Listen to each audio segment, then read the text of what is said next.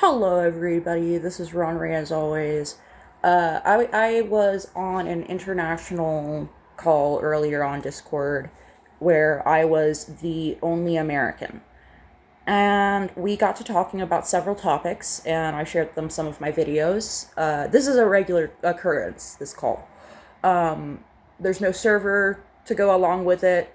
They initially added me thinking I was a account belonging to one of their friends who had almost exactly the same handle but with a dash between all and Dajal, whereas mine does not have a dash.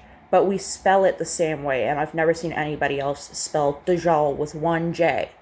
So that was interesting that they at all met me, and then I happen to be Muslim, um, and interested in talking to them and learning languages, and I'm fine with the people who are multilingual translating so that the people who are not multilingual or only partially multilingual can understand my American jokes. And it's honestly funny to hear like baseball jokes translated into Hebrew and Arabic. That's pretty fun to listen to.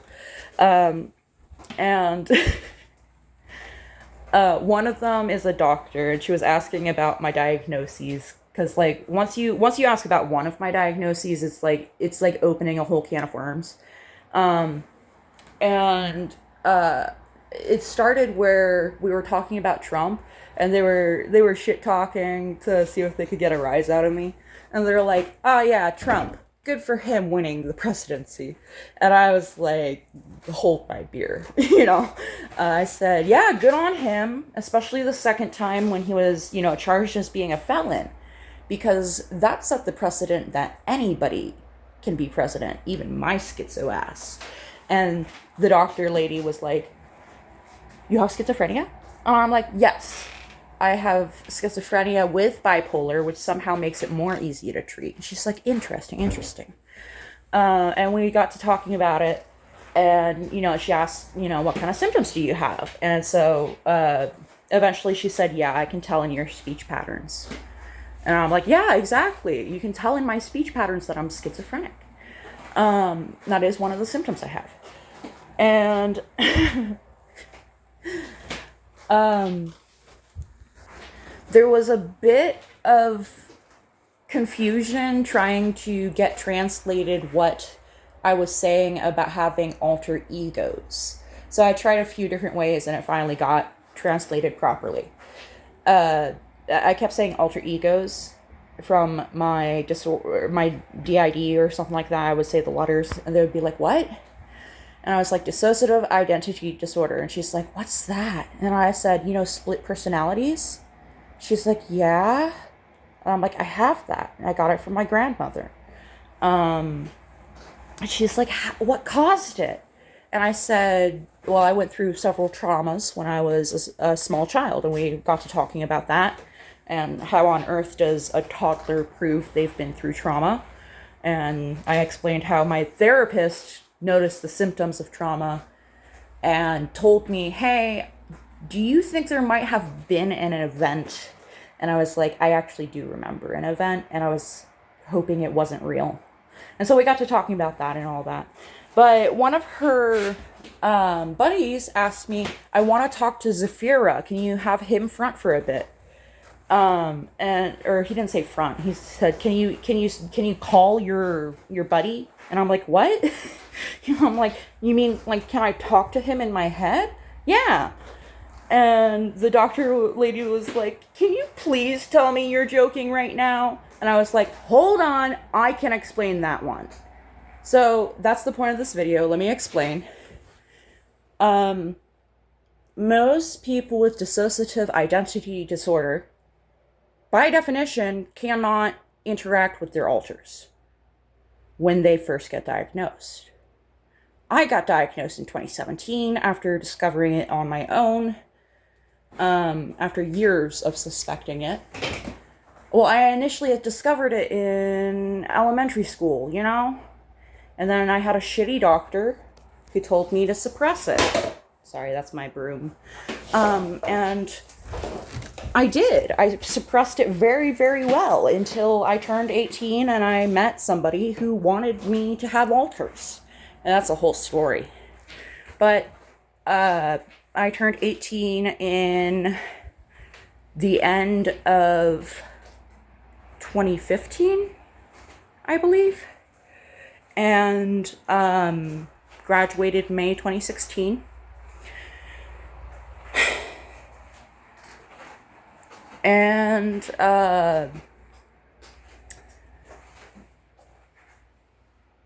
by 2018, I was diagnosed. So sometime during 2017, Ronry got diagnosed.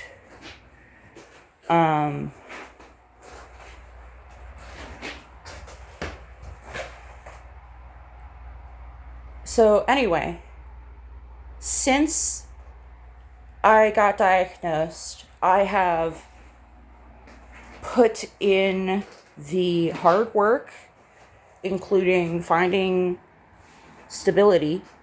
That was the hardest part, was finding stability. That on a good day, I am 80% integrated. And on a bad day, I'm 70% integrated. So I am not someone who just recently got diagnosed and just figured out they have alters and therefore has all the hallmark symptoms and can't talk to their alters and all that. No. I am not a normal system. I am a healthy system. And with healthy multiplicity comes a reduction in amnesia, at least for us, for our system. The amnesia doesn't go away completely.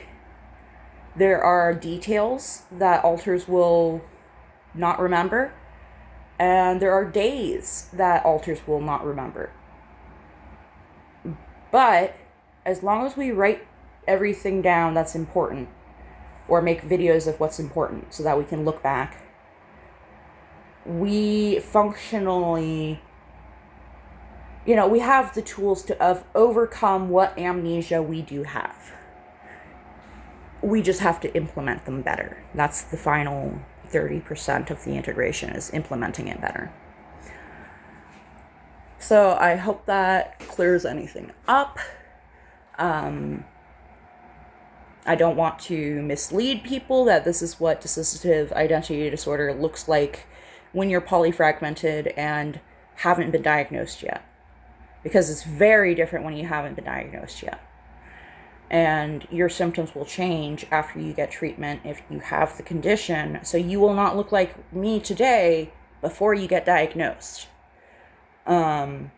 Especially before you self-diagnose.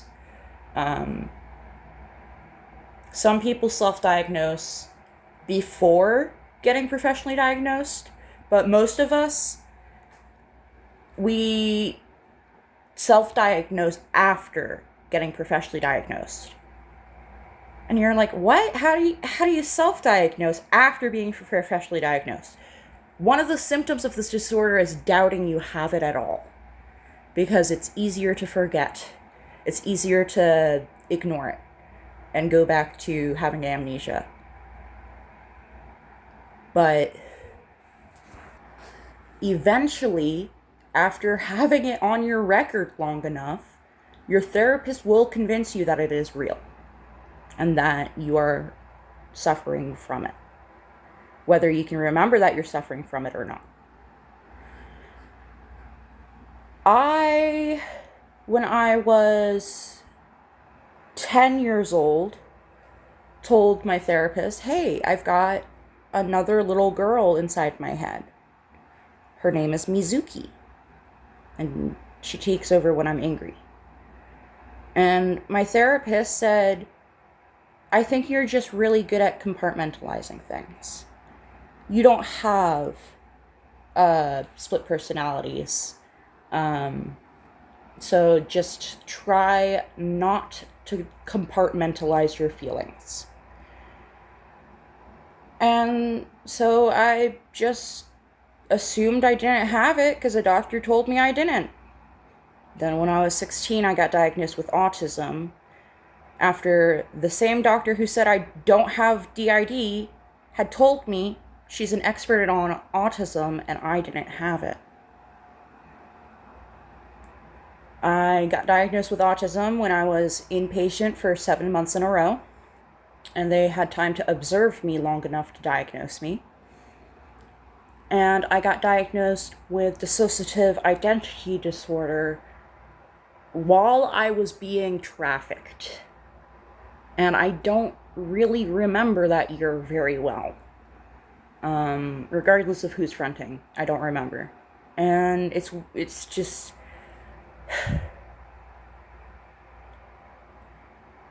when people act like me claiming to have this disorder automatically means I'm faking it, it just seems like they're insecure about their own disabilities. Or lack thereof, you know? Maybe they have a gross misunderstanding of what it is like to have this condition, and they say that anybody who has it must be faking it because it's not real. Or they say all these people claiming to have it on TikTok are not valid. You have to be professionally diagnosed to be valid. And then I say I have it, and they say you're faking it. And I'm like, but you said people who are professionally diagnosed aren't faking it. And I'm professionally diagnosed. And they'll start mocking me for faking this condition. Even though they say they wouldn't.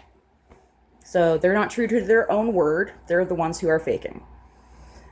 I also, I notice how quickly people will accuse me of faking. And it's generally speaking, the less they know about me is the more likely to accuse me. To the point where someone I dated did not recognize me in a hijab and accused me of faking, even though I, having been diagnosed before meeting her, am the reason she got diagnosed. She didn't recognize me. So anybody accusing me of faking does not convince me I'm faking. Not after that. Not after Mally Holcomb. Nah. Not